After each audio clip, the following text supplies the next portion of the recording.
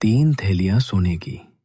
खा, पी, ऐश कर और अपनी बीवी के सारे सपने पूरे कर। एक छोटे से गांव सूरजपुर में एक टूटी फूटी झोपड़ी के अंदर रहते थे 2 लोग, राघव और उसकी पत्नी गौरी। राघव, जरा इन खाली बर्तनों को भी देख लो। आखिर कब तक हम सिर्फ उम्मीदों के सहारे जिएंगे? पूरे गांव में हमारी ही किस्मत ऐसी क्यों है, जहां आधे महीने तक चूल्हा जलता ही नहीं और मैं 2 वक्त की रोटी के लिए तरसती रह जाती हूँ। गौरी की आंखों में आंसू थे और आवाज में सालों का दर्द। गौरी, तुम जानती हो, मैं मेहनत करने में कोई कमी नहीं छोड़ता। सुबह सूरज निकलने से पहले मैं जंगल चला जाता हूँ और शाम तक भारी बोझ लेकर लौटता हूँ। लकड़ी काटना ही हमारा काम है और यही हमारा सहारा। बस करो राघव, ये बातें अब दिलासा नहीं देती, अब ये सिर्फ दर्द देती हैं। दुनिया में और भी काम है। तुम किसी जमींदार के यहाँ मजदूरी क्यों नहीं करते या शहर जाकर कुछ नया क्यों नहीं ढूंढते? मैं अब ये भूख और बर्दाश्त नहीं कर सकती। मुझे बस 2 वक्त की रोटी चाहिए। गौरी की हर बात राघव के दिल में तीर की तरह चुभ रही थी। ठीक है गौरी, अगर तुम्हें लगता है कि मेरी मेहनत कम है तो आज से मैं नया रास्ता ढूंढूंगा। आज मैं जंगल के उस हिस्से में जाऊंगा जहां कोई नहीं जाता। शायद वहीं से हमारी किस्मत बदले। बस इस बार खाली हाथ मत लौटना राघव। और फिर अगली सुबह राघव अपनी पुरानी कुल्हाड़ी उठाकर निकल पड़ा उस जंगल की ओर जहां उसका इंतजार कर रही थी उसकी किस्मत। धीरे धीरे राघव जंगल के उस अनजाने हिस्से में पहुंच चुका था जहां आज तक कोई जाने की हिम्मत नहीं करता था। तभी अचानक राघव को एक आवाज सुनाई दी। बेटा, क्या मुझे थोड़ा पानी मिल सकता है? राघव ने पीछे मुड़कर देखा। एक बूढ़ा साधु, कमजोर शरीर लेकिन आंखों में अजीब सा तेज रोशनी। महाराज, आप इस घने जंगल में? मैं एक यात्री हूँ बेटा, काफी दूर से आया हूँ। प्यास से गला सूख रहा है। महाराज, मेरे पास आपको देने के लिए भोजन तो नहीं है, पर पानी जरूर है। अपनी खुद की गरीबी भूलकर राघव ने साधु को पानी पिलाया। तुमने अभाव में भी सेवा का धर्म निभाया है। मैं तुमसे प्रसन्न हूँ। मांगो, 3 वरदान मांगो। राघव हैरान था, पर उसने जल्दबाजी नहीं की। महाराज, अगर आप सच में प्रसन्न हैं, तो मेरी पहली इच्छा सुनिए। मेरी ये कुल्हाड़ी, जो भी इसे हाथ लगाए वो मेरी आज्ञा के बिना इसे छोड़ न सके और जब तक मैं न कहूं वो इसे चलाता ही रहे। अजीब मांग है, पर तथास्तु। अब दूसरी इच्छा बताओ। मेरी पुरानी कुर्सी, जो उस पर बैठे वो मेरी अनुमति के बिना उठ ना सके। तथास्तु। और अब आखिरी इच्छा बताओ। अब राघव के पास आखिरी मौका था जो उसकी जिंदगी बदल सकता था। महाराज, मेरा ये पुराना थैला, इसमें जो भी जाए वो मेरी मर्जी के बिना बाहर ना निकल सके। तुम साधारण नहीं हो राघव। तथास्तु। याद रखना, इन वरदानों का सही समय पर उपयोग करना, यही तुम्हारी असली परीक्षा होगी। और अगले ही पल साधु अचानक गायब हो गया। साधु के जाने के बाद राघव अभी भी उसी जंगल में खड़ा था। 3 वरदान, पर दिमाग में हजारों सवाल। तभी अचानक झाड़ियों के पीछे से एक अजीब सी हंसी गूंज उठी। राघव ने डरते हुए पीछे देखा। एक बूढ़ा आदमी, पर उसकी चाल और उसकी मुस्कान कुछ अलग ही कहानी बता रही थी। क्यों रे लकड़ा रे, इतना उदास क्यों? आप कौन है? मैं तेरी किस्मत बदलने वाला। तू समझदार है। राघव ने ध्यान से देखा।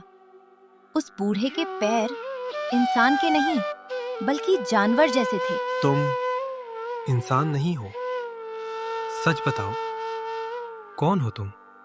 मैं हूँ काल भैरव, इस जंगल का मायावी स्वामी। राघव का दिल तेज धड़कने लगा। पर उसकी गरीबी उसके डर से भी बड़ी थी। काल भैरव ने अपने हाथ से 3 भारी थैलियां निकाली जो सोने की मोहरों से भरी थीं। ये ले 3 थैलियां सोने की। ये ले 3 थैलियां सोने की। खा पी ऐश कर और अपनी बीवी के सारे सपने पूरे कर। इतना सारा सोना? बस एक छोटी सी शर्त है।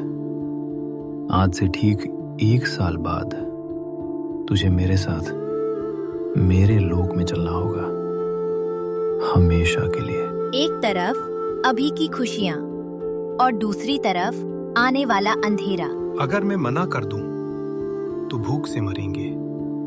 अगर मान लूं तो 1 साल बाद सब खत्म। ठीक है, मैं तैयार हूं।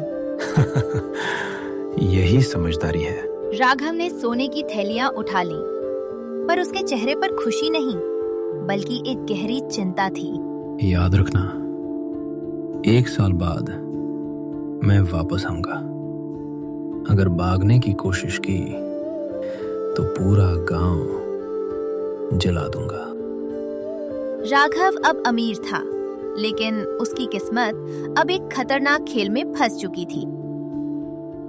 समय किसी के लिए नहीं रुकता।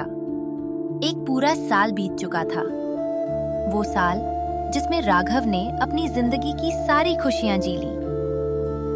लेकिन हर खुशी के पीछे छिपा था एक डर जो आज सच बनने वाला था। आज वो आखिरी दिन था। राघव, आज सुबह से तुम इतने बेचैन क्यों हो? और ये पुरानी कुल्हड़ी, इसे बार बार क्यों देख रहे हो? मुझे सच बताओ। गौरी की आंखों में डर था और राघव के दिल में एक भारी राज। गौरी, आज मैं तुम्हें सब सच बताने वाला हूं। ये दौलत कोई आशीर्वाद नहीं थी, ये एक सौदे की कीमत थी। सौदा? कैसा सौदा? मैंने अपनी जिंदगी का सौदा किया है। 1 साल के बदले आज मुझे उसके साथ जाना होगा। नहीं राघव, मुझे ये धन नहीं चाहिए। मुझे बस तुम चाहिए। डरो मत गौरी, मैंने सब सोच लिया है। याद है वो 3 वरदान? आज वही हमारी रक्षा करेंगे। राघव की आंखों में अब डर नहीं बल्कि एक योजना थी। तभी अचानक दरवाजे पर वो आ चुका था। लकड़हारे, समय पूरा हुआ, अब चल मेरे साथ। राघव, ये कौन है? यही है हमारी किस्मत का असली मालिक।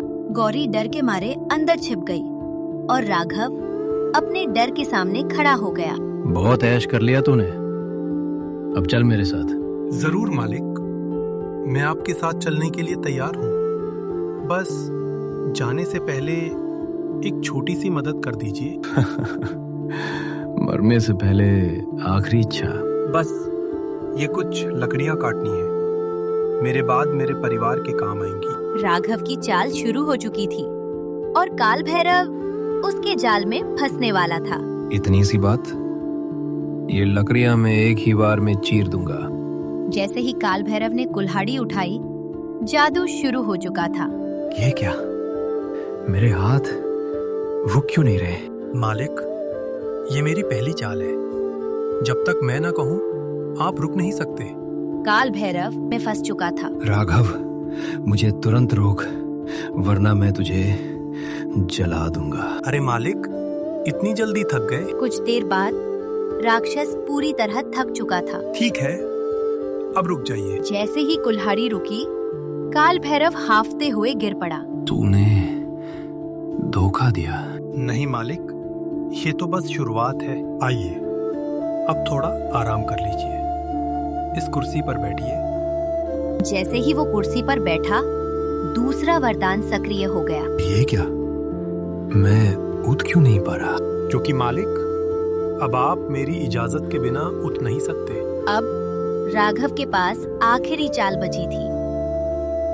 और अब अंतिम खेल। मालिक, जरा इस थैले के अंदर देखिए, आपके लिए एक खजाना है। जैसे ही काल भैरव झुका, राघव ने उसे धक्का देकर थैले के अंदर बंद कर दिया। मुझे बाहर निकालो। राघव।